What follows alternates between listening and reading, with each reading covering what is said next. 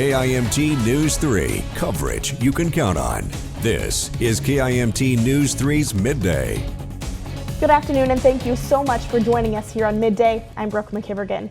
We begin this afternoon with breaking news. The Minnesota Supreme Court has reversed the third-degree murder conviction of a former Minneapolis police officer who fatally shot an Australian woman in 2017, saying the charge doesn't fit the circumstances in this case.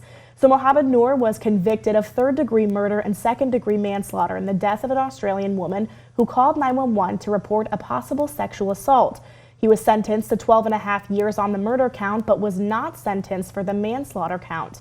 This new ruling means his murder conviction is overturned, and the case now goes back to the district court for the manslaughter count.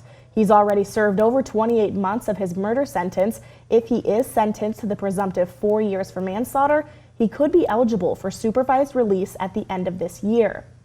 That Supreme Court ruling could give former Minneapolis police officer Derek Chauvin grounds to contest to his own third-degree murder conviction in George Floyd's death. Experts say it's unlikely that Chauvin would be successful in appealing his second-degree murder conviction, though. New at midday, a two-vehicle crash involving a semi this morning resulted in at least serious injuries, according to police. The DOT says it happened at California Avenue and Highway 122, which is just east of the entrance of Nyack. Police say a semi-truck ended up in a cornfield and on fire. Traffic was slowed at the intersection where investigators were mapping out the scene. A Rochester man accused of murder in northwestern Minnesota left a paper trail of his evidence, according to court documents. 26-year-old Idris Abdullahi Haji Muhammad is facing a charge of second-degree murder in connection to the shooting death of Abdi on Friday night in Moorhead. Authorities say Haji Muhammad presented an ID at a gas station to buy cigarettes just before the murder and then dropped his wallet on the ground while he was chasing the victim.